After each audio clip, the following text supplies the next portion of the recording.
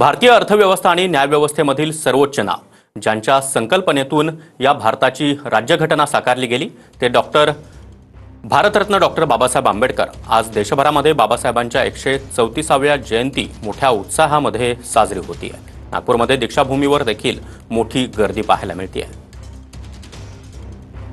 आणि थेट नागपूरवरून आमचे प्रतिनिधी गजानन उमाटे आपल्यासोबत जोडले गेलेले आहेत। गजानन, महामानव भारतरत्न डॉक्टर बाबासाहेब आंबेडकर यांची 134वी जयंती दीक्षाभूमीवर मोठ्या प्रमाणामध्ये अनुयायी यायला आता सुरुवात झाली आहे।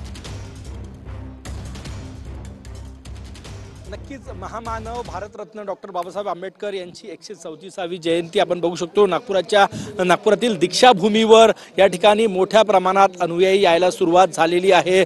याच ठिकाणी 14 ऑक्टोबर 1956 रोजी भारतरत्न डॉक्टर बाबासाहेब आंबेडकर यांनी बौद्ध धम्माची दीक्षा घेतली। त्यामुळे या जागेला आगळंवेगळं महत्त्व आहे आणि आज बाबासाहेबांच्या जयंतीनिमित्त या ठिकाणी बाबासाहेबांना अभिवादन करण्यासाठी मोठ्या संख्येने लोक येतात। आपण हे दृश्य या ठिकाणी बघू शकतो। बाबासाहेबांनी स्थापन केलेल्या समता सैनिक दलाचे हे सगळे जवान या ठिकाणी आहे आणि त्याचं सादरीकरणही होत आहे। मोठा उत्साह आज दिवसभर नागपूर शहरात, कारण की दीक्षाभूमी असो, संविधान चौक, ड्रॅगन पॅलेस, ठिकठिकाणी आज बाबासाहेबांच्या जयंतीनिमित्त कार्यक्रम जे आहे ते साजरे केले जातात। आणि या ठिकाणी थोड्याच वेळात नागपूरचे पालकमंत्री चंद्रशेखर बावनकुळे सुद्धा या ठिकाणी येणार आहेत।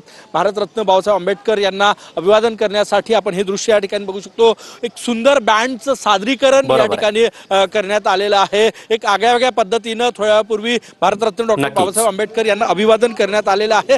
मोठा उत्साह, दीक्षाभूमीला आगळं वेगळं महत्त्व, कारण याच ठिकाणी बौद्ध धम्माची दीक्षा 14 ऑक्टोबर 1956 रोजी बाबासाहेबांनी घेतली। त्यामुळे आज बाबासाहेबांना अभिवादन करण्यासाठी मोठ्या संख्येने लोक या ठिकाणी येत आहेत। नक्कीच गजानन, धन्यवाद या माहितीसाठी।